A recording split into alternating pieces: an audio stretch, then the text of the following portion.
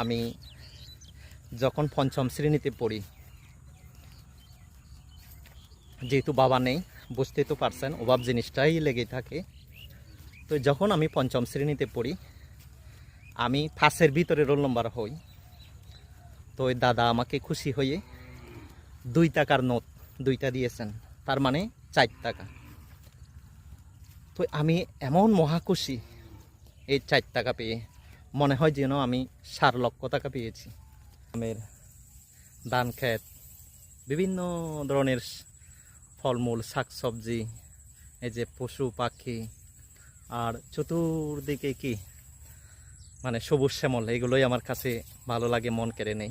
আমার ভালোবাসার বন্ধুরা, আপনাদের সকলের কাছে আমার একটাই প্রশ্ন, আপনাদের কাছে গ্রাম ভালো লাগে নাকি শহর ভালো লাগে?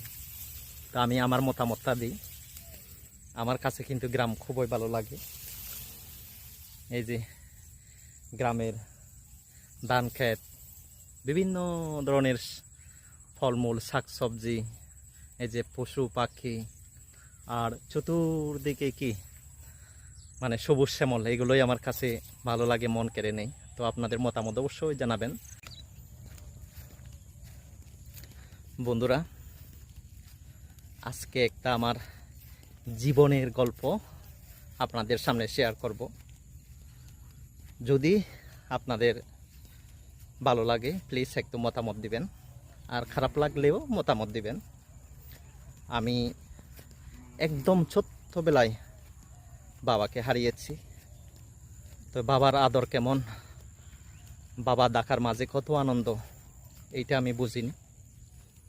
কারণ আমি যখন দুধ খেতাম মাঠ থেকে, তখন আমার বাবা আমাদের ছেড়ে চলে যায়।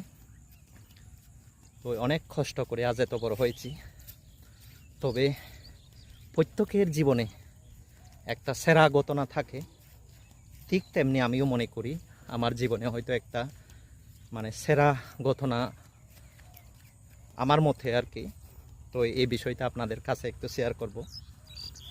আমি যখন পঞ্চম শ্রেণীতে পড়ি, যেহেতু বাবা নেই, বুঝতেই তো পারছেন, অভাব জিনিসটাই লেগেই থাকে।